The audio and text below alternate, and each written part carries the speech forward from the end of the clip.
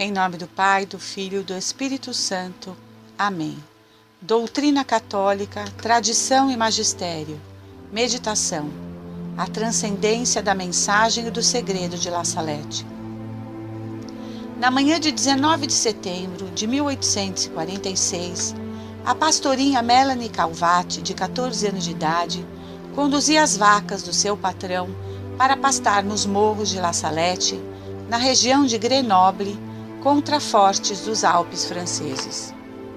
Um menino de 11 anos que ela não conhecia insistiu em acompanhá-la. Era Maximin Giraldi, também ele pastorinho a serviço de um vizinho. Melanie aceitou.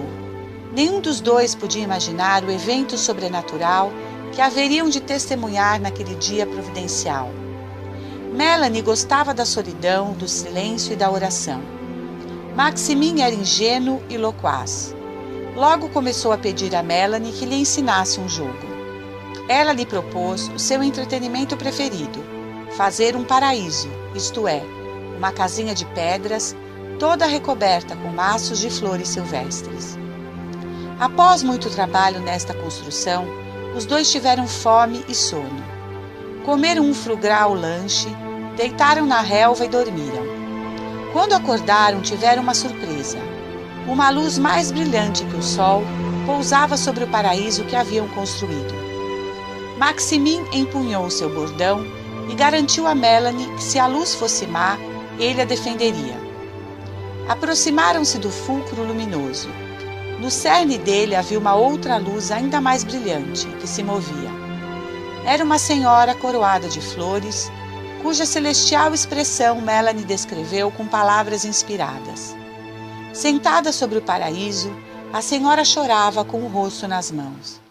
Era a Santíssima Virgem, hoje conhecida sob a invocação de Nossa Senhora de La Salette. Olhando para as crianças, levantou-se e disse: "Vinde, meus filhos, não tenhais medo. Estou aqui para vos trazer uma grande comunicação." Comunicou-lhes então uma mensagem a ser divulgada e um segredo para ser revelado em 1858, ano em que Nossa Senhora apareceria em Lourdes, inaugurando uma era de graças que dura até hoje. De fato, essas duas manifestações da Mãe de Deus constituem um só todo. Em La Salette, como veremos, ela anunciou o futuro do mundo até o fim dos tempos e as punições universais que pairavam sobre a humanidade impenitente. Em Lourdes, ela deu início a um dilúvio de graças para reerguer esta mesma humanidade e dar-lhe forças e estímulos para se afastar do mal e da revolução. O nexo profundo entre Lourdes e La Salette inclui Fátima, que, absolutamente falando, é a coroação dessas irrupções extraordinárias da Rainha do Céu na história humana. Melanie e Maximin correram de volta às casas dos patrões e depois contaram tudo ao pároco. Este, ouvindo-os falar, comoveu-se até as lágrimas e fez um sermão na missa que impressionou vivamente os paroquianos. O bispo local, Monsenhor Philibert de Bruyard, de Grenoble, lendo o singelo relato, caiu em lágrimas. A notícia espalhou-se como um rastilho de pólvora, e não é de espantar, pois a França estava dividida religiosa e politicamente. De um lado havia os católicos ditos liberais e sociais, precursores do progressismo que hoje devasta a Igreja. Conluiados com os continuadores do igualitarismo, libertino e anticatólico da Revolução Francesa, esses católicos liberais sentiram-se apanhados e denunciados pela mensagem do que tinham de mais interno. De outro lado, os católicos autênticos, defensores de todas as formas de legitimidade, ao lerem a mensagem de La Salette, tiveram uma confirmação de tudo o que a fé e a fidelidade à Igreja lhes inspirava. Os sucessivos governos da época, monarquia ilegítima de Luís Felipe, Segunda e Terceira Repúblicas, bem como o Império de Napoleão III, eram considerados com horror pelos melhores representantes do catolicismo francês. Tais governos não ocultaram seu ódio contra La Salette. Sobretudo Napoleão III, cujo jogo falso ficara desvendado em La Salette. Assim, a mensagem de Nossa Senhora incidiu na carne viva dos problemas religiosos, políticos e ideológicos da França. Mutatis mutandis. Esses problemas eram os mesmos em todo o mundo católico ocidental daquela época. Inimigos velados de La Salette, aventureiros, falsos místicos, políticos interesseiros, colocaram em circulação versões embaralhadas da mensagem e até adulteradas, para justificar posições políticas previamente adotadas ou simplesmente desmoralizar as palavras de Nossa Senhora. Independente desta polêmica, peregrinações cresceram logo e constataram-se os primeiros milagres no local.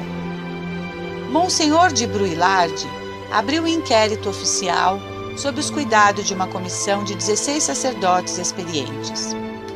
Os videntes escreveram de próprio punho o relato do acontecido. A comissão pronunciou-se pela autenticidade da aparição, mas o cardeal Luís de Bonald, arcebispo de Lyon e metropolitano do bispo de Grenoble, se opôs ativamente a esta conclusão aprobatória. O bispo de Grenoble ordenou que os videntes, separadamente, redigissem de novo e com esmero os fatos e as palavras de Nossa Senhora.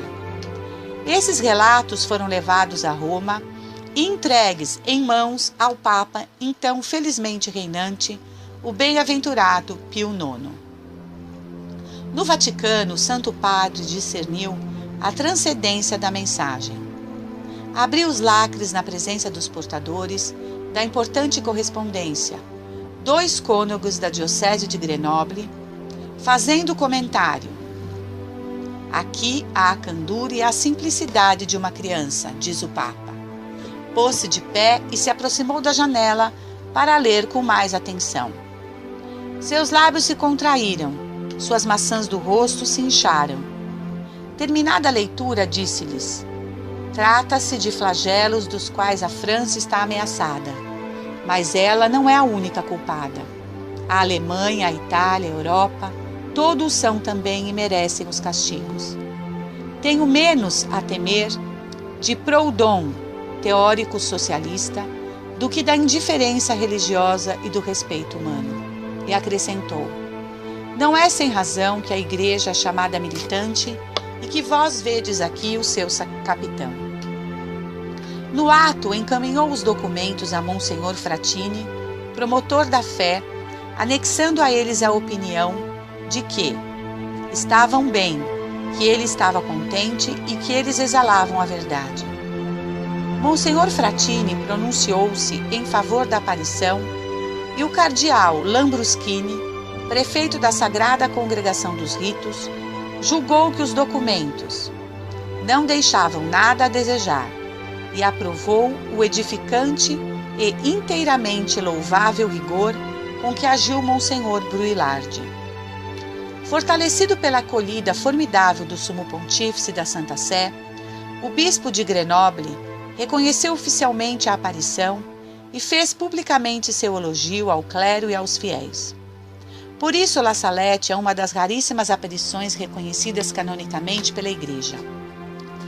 Se a mensagem de Nossa Senhora fosse sem grande transcendência, a decisão de Roma teria posto fim às polêmicas. Porém, a tempestade, longe de amainar, recrudesceu ao máximo. Houve um verdadeiro vendaval revolucionário contra La Salette. Os católicos liberais desprezaram La Salette desde o início. Aliás, o pranto de Nossa Senhora era especialmente por causa deles. Vendo que a obra de Nossa Senhora progredia, com a bênção do Papa, tais católicos passaram à contestação e à difamação aberta, com intrigas e escritos desabonadores. Mas nosso objetivo neste artigo é apresentar o segredo de La Salette de acordo com os estudos mais recentes, aos quais adiante nos referiremos. A polêmica entre os franceses atingiu uma tal confusão que a Santa Sé, por meio de decreto do Santo Ofício, de 21 de dezembro de 1915, proibiu a publicação de toda a versão do segredo, mas de maneira alguma desencorajava a devoção a Nossa Senhora de La Salette. Em 9 de maio de 1923, uma edição do segredo com imprimatur do Bispado de Lecce, datado de 15 de novembro de 1879, foi inscrito no Index de Livros Proibidos. Essa edição fora aprovada em numerosas dioceses por cardeais e bispos. Impunha-se fazer um estudo a partir dos documentos originais para deslindar a controvérsia. Entretanto, como fazê-lo se os originais tinham desaparecido no próprio Vaticano? Com isso, toda a difusão pública ficava bloqueada, talvez para sempre.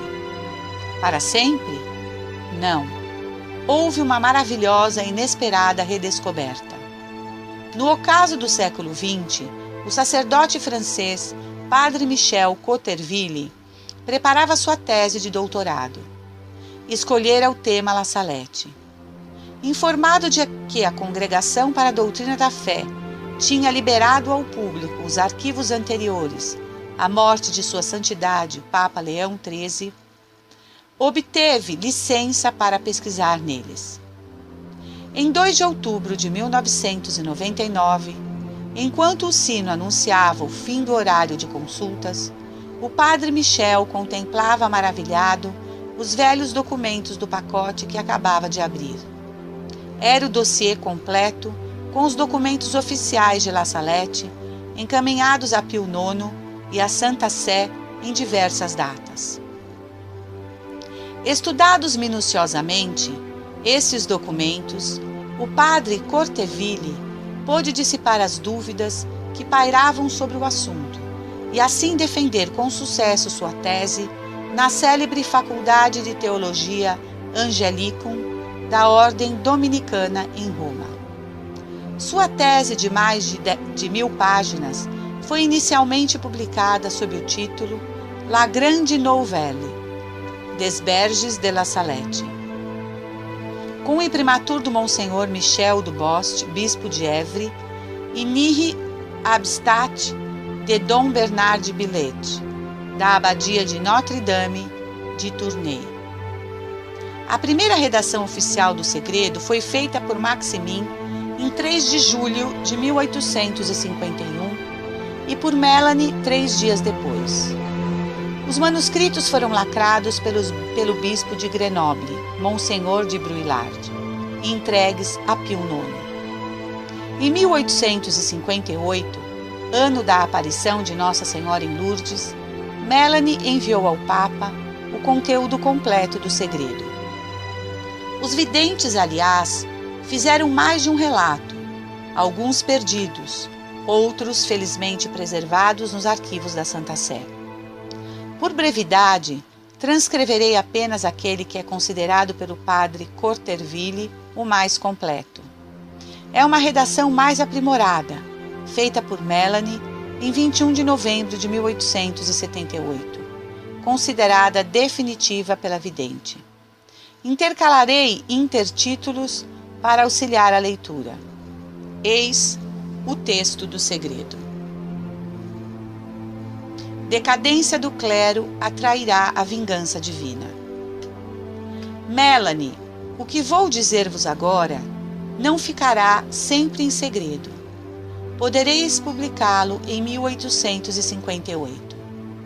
Os sacerdotes, ministros de meu filho, pela sua má vida, sua irreverência e impiedade na celebração dos santos mistérios, pelo amor do dinheiro, das honrarias e dos prazeres, tornaram-se cloacas de impureza. Sim, os sacerdotes atraem a vingança e a vingança paira sobre suas cabeças. Ai dos sacerdotes e das pessoas consagradas a Deus, que pela sua infidelidade e má vida crucificam de novo meu filho. Os pecados das pessoas consagradas a Deus bradam ao céu e clamam por vingança. E eis que a vingança está às suas portas. pois não se encontra mais uma pessoa que implore misericórdia e perdão para o povo. Não há mais almas generosas. Não há mais ninguém digno de oferecer a vítima imaculada ao Pai Eterno em favor do mundo.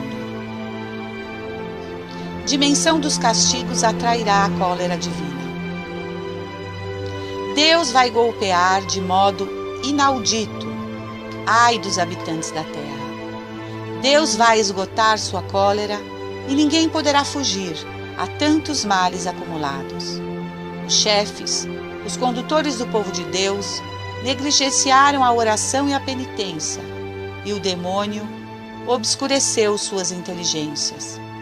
Transformaram-se em estrelas cadentes, e o velho diabo arrastará com sua cauda para fazê-los perecer. Deus permitirá à velha serpente introduzir divisões entre os que reinam, em todas as sociedades e em todas as famílias. Sofrer-se-ão tormentos físicos e morais. Deus abandonará os homens a si mesmos e enviará castigos que se sucederão durante mais de 35 anos. A sociedade está em iminência dos flagelos mais terríveis e dos maiores acontecimentos. Deve-se esperar ser governado por um chibata de ferro e beber o cálice da cólera de Deus. Advertência a Pio IX contra Napoleão III. Perseguição ao clero. Que o vigário de meu filho, o soberano pontífice Pio IX, não saia mais de Roma depois do ano de 1859, mas seja firme e generoso, combata com as armas da fé e do amor. Eu estarei com ele. Que ele desconfie de Napoleão III. Seu coração é falso, e quando ele quiser tornar-se ao mesmo tempo Papa e Imperador, Deus se afastará dele. Ele é como a águia que, querendo subir sempre mais, cairá sobre a espada da qual queria se servir para obrigar os povos a elevarem-no. A Itália será punida pela ambição de querer sacudir o jugo do Senhor dos Senhores. Será também entregue à guerra. O sangue correrá por todo lado. As igrejas serão fechadas ou profanadas. Os sacerdotes, os religiosos serão expulsos. Dar-se-lhes-á a morte, e morte cruel. Muitos abandonarão a fé, e o número dos sacerdotes religiosos que se afastarão da verdadeira religião será grande. Entre essas pessoas se encontrarão até bispos. Falsos prodígios sobre a terra. Que o Papa esteja em alerta contra os fautores de milagres, pois chegou o tempo em que os prodígios mais assombrosos terão lugar sobre a terra e nos ares. No ano de 1864, Lúcifer e um grande número de demônios serão libertados do inferno. Eles abolirão a fé pouco a pouco, até nas pessoas consagradas a Deus. Eles a cegarão de tal maneira que, salvo uma graça particular, adquirirão o espírito desses maus anjos. Muitas casas religiosas perderão inteiramente a fé e perderão muitas almas. Os maus livros abundarão sobre a terra, e os espíritos das trevas espalharão por toda parte um relaxamento universal em tudo o que se refere ao serviço de Deus. Eles terão grandíssimo poder sobre a natureza. Haverá igrejas para cultuar esses espíritos. Pessoas serão transportadas de um lugar para o outro por esses espíritos maus, até sacerdotes, porque não se terão conduzido pelo bom espírito do Evangelho, que é um espírito de humildade, caridade e zelo pela glória de Deus. Far-se-ão ressuscitar mortos e justos, quer dizer, tais mortos tomarão a figura de almas justas que viveram na terra, para seduzir mais os homens. Esses supostos mortos ressuscitados, que não serão outra coisa senão o demônio encarnado nessas figuras, pregarão outro evangelho, contrário ao do verdadeiro Jesus Cristo, negando a existência do céu, ou ainda almas de condenados. Todas essas almas aparecerão como unidas a seus corpos. Em todos os lugares haverá prodígios extraordinários, porque a verdadeira fé se apagou e uma falsa luz ilumina o mundo. Ai dos príncipes da igreja, que então estarão ocupados apenas em acumular riquezas, salvaguardar sua autoridade e dominar com orgulho. Sofrimentos do Papa Pio IX, caos e anarquia universal. O vigário de meu filho, Papa Pio IX, terá muito que sofrer, porque durante algum tempo a Igreja será entregue a grandes perseguições. Será o tempo das trevas, e a Igreja passará por uma crise pavorosa. Tendo sido esquecida a santa fé em Deus, cada indivíduo desejará guiar-se por si próprio e ser superior a seus semelhantes. Serão abolidos os poderes civis e eclesiásticos. Toda a ordem e toda a justiça serão calcados aos pés. Não se verá outra coisa senão homicídios, ódio, inveja, mentira e discórdia, sem amor pela pátria nem pela família. O Santo Padre sofrerá muito. Eu estarei com ele até o fim, para receber o seu sacrifício.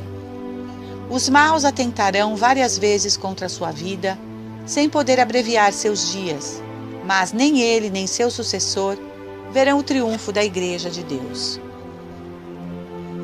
A abominação nos lugares santos. Os governantes civis terão todos um mesmo objetivo, que consistirá em abolir e fazer desaparecer todo o princípio religioso para dar lugar ao materialismo, ao ateísmo, ao espiritismo e a toda espécie de vícios. No ano de 1865, ver-se-á a abominação nos lugares santos, nos conventos as flores da igreja serão apodrecidas e o demônio tornar-se-á como que o rei dos corações.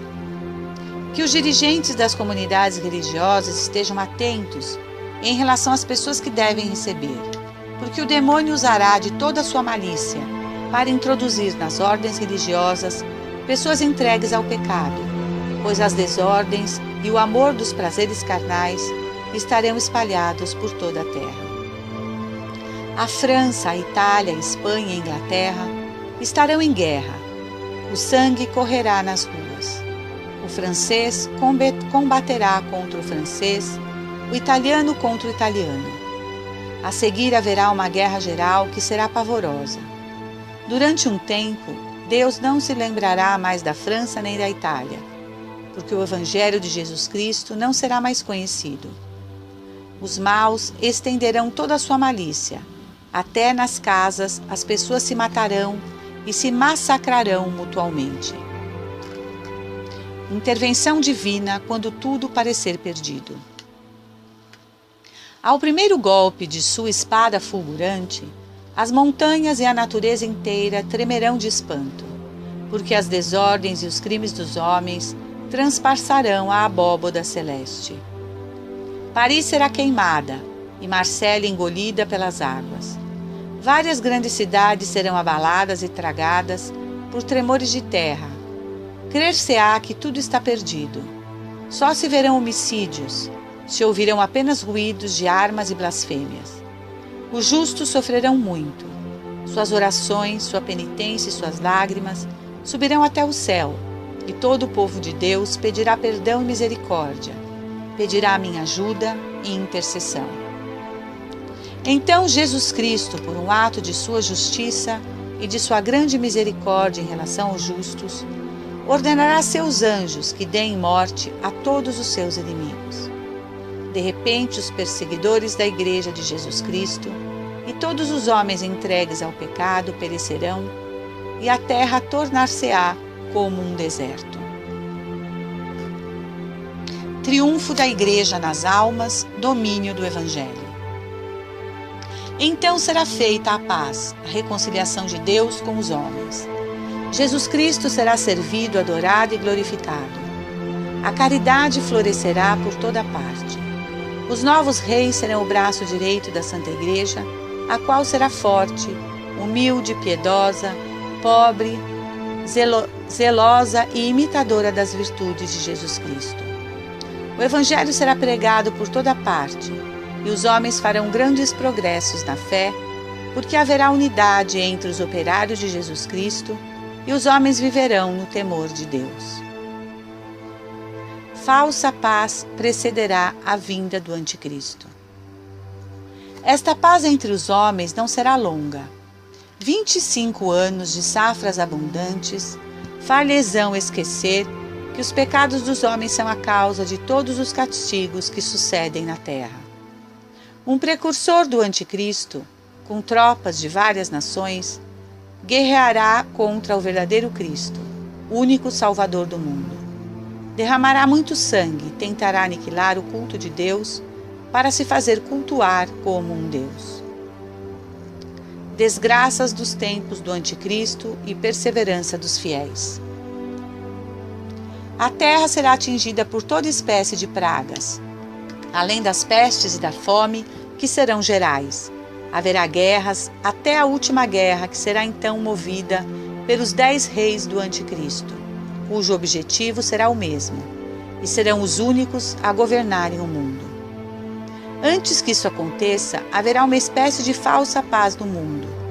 Não se pensará em outra coisa senão em se divertir. Os maus entregar-se-ão a toda sorte de pecados, mas os filhos da Santa Igreja, os filhos da fé, meus verdadeiros imitadores, acreditarão no amor de Deus e nas virtudes que me são mais caras. Felizes essas almas humildes, conduzidas pelo Espírito Santo. Eu combaterei junto a elas até que atinjam a plenitude da idade. Ações dos demônios e do Anticristo. A natureza exige vingança por causa dos homens e estremece de pavor na espera do que deve acontecer à terra emporcalhada de crimes. Tremei, ó terra, e vós que fizestes profissão de servir a Jesus Cristo, mas que do vosso íntimo adorais a vós próprios, tremei, pois Deus vai entregar-vos a seu inimigo, porque os lugares santos estão imersos na corrupção. Muitos conventos não são mais casas de Deus, mas pastagens de Asmodeu e os seus demônios. Durante esse tempo nascerá o Anticristo de uma religiosa hebraica, uma falsa virgem, que terá comunicação com a velha serpente, e o mestre da impureza, seu pai, será bispo. Ao nascer, vomitará blasfêmias e terá dentes. Numa palavra, será o diabo encarnado. Dará gritos aterrorizadores, fará prodígios, alimentar-se-á de impurezas. Terá irmãos que, embora não sejam como ele, outros demônios encarnados, serão filhos do mal.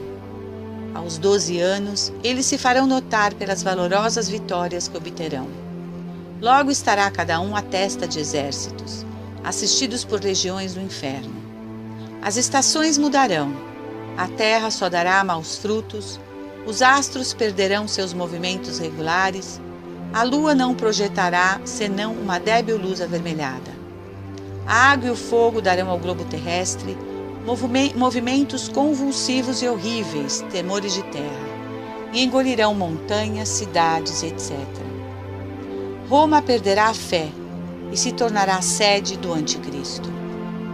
Os demônios do ar, junto com o Anticristo, farão grandes prodígios na terra e nos ares, e os homens se perverterão cada vez mais. Deus tomará sob seus cuidados os fiéis servidores e os homens de boa vontade. O Evangelho será pregado por toda parte.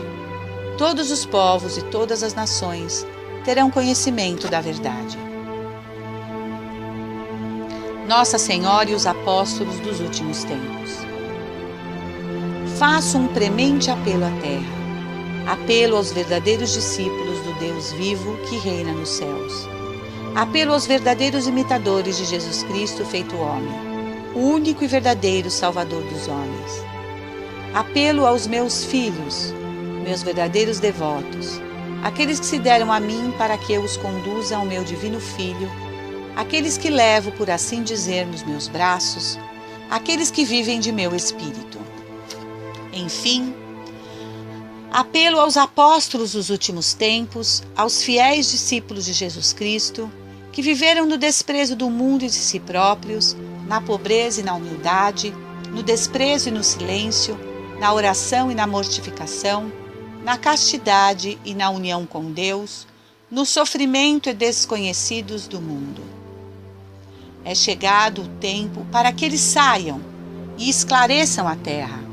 Ide mostrai-vos como meus filhos amados. Estou convosco e em vós, contanto que vossa fé seja a luz que vos ilumina nestes dias de desgraças. Que vosso zelo vos faça como que famintos da glória e honra de Jesus Cristo. Combatei, filhos da luz, pequeno número, que isto vedes, pois aí está o tempo dos tempos, o fim dos fins. No fim do mundo, Deus enviará Enoque e Elias. A igreja será eclipsada, o mundo estará na consternação. Mas eis Enoque e Elias, cheios do Espírito de Deus. Eles pregarão com a força de Deus, os homens de boa vontade acreditarão em Deus, e muitas almas serão consoladas. Eles farão grandes progressos pela virtude do Espírito Santo e condenarão os erros diabólicos do Anticristo. Ai dos habitantes da terra! Haverá guerras sangrentas e fome, peste e doenças contagiosas.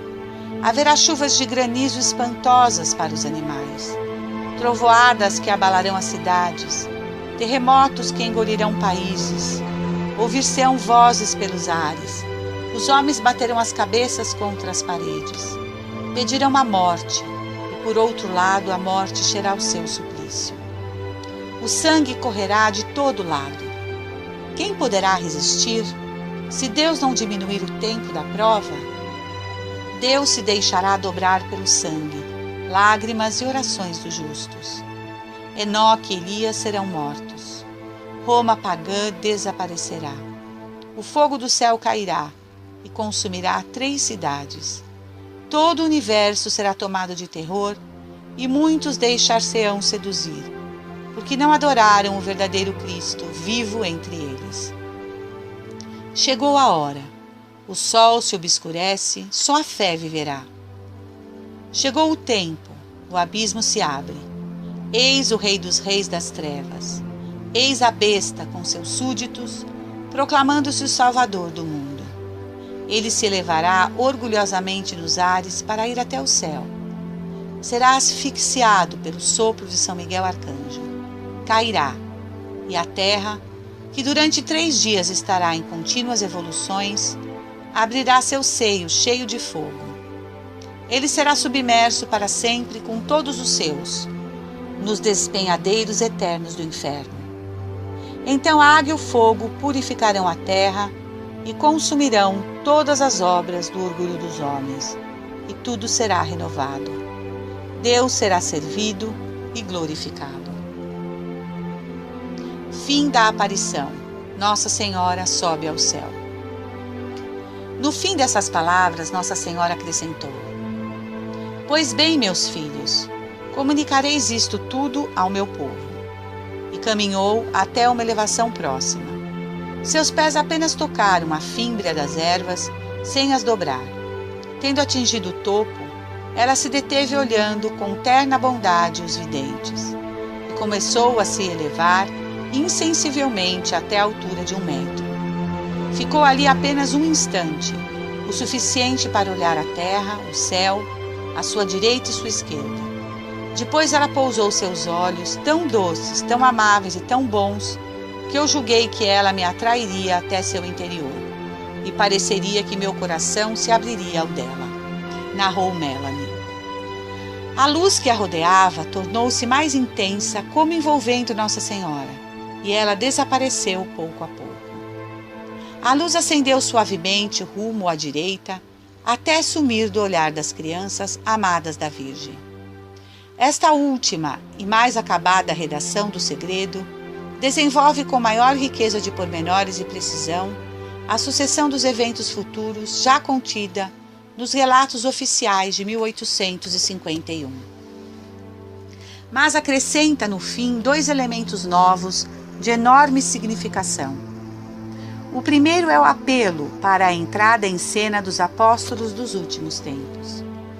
Para isso, Nossa Senhora serve-se de expressões que ecoam poderosamente os termos com que o insigne doutor Marial, São Luís Maria Grignon de Montfort, profetizou tais apóstolos no século XVIII.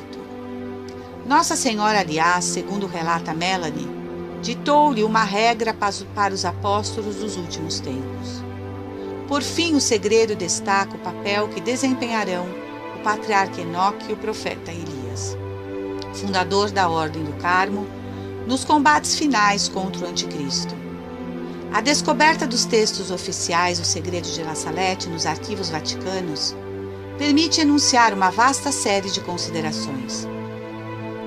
Feitas num espírito de fidelidade incondicional à Santa Igreja e de respeito elevado pela hierarquia eclesiástica, instituída por nosso Senhor Jesus Cristo, elas podem inspirar graves e piedosas reflexões que este artigo, já por demais extenso, não tem condições de acolher. O leitor dispõe, entretanto, com o exposto acima, de abundante matéria para a meditação, vigilância, oração, e não é demais lembrá-lo para uma penitência sincera, proporcionada à situação de cada um. Finalizo esta meditação com as palavras de outro Papa, Santo Pio X, sobre a aparição de La Salette. Diz o Papa: a glória única do Santuário de Lourdes reside no fato de nele serem os povos atraídos de toda parte, por Maria, à adoração de Cristo Jesus no augusto sacramento. De sorte que aquele santuário, ao mesmo tempo centro de culto mariano e trono do mistério eucarístico, excede em glória, ao que parece, todos os outros no orbe católico. 25 de abril de 1911. Que a Imaculada Conceição ilumine nossa mente e nossa alma, para que deixemos que seja feita a vontade de Deus em nossas vidas. Que cada um de nós se volte para o que é verdadeiro e santo, que é o próprio Deus. Que a Virgem Santa cubra-nos com seu manto sagrado e nos livre das tentações do demônio e das garras dos falsos profetas. Bendito e louvado seja nosso Senhor Jesus Cristo, por conceder à humanidade presenciar Nossa Senhora e suas mensagens nos santuários de toda a terra. Nossa Senhora de Lourdes, rogai por nós. Nossa Senhora da Salete, rogai por nós. Nossa Senhora de Fátima, rogai por nós. Em nome do Pai, do Filho e do Espírito Santo. Amém.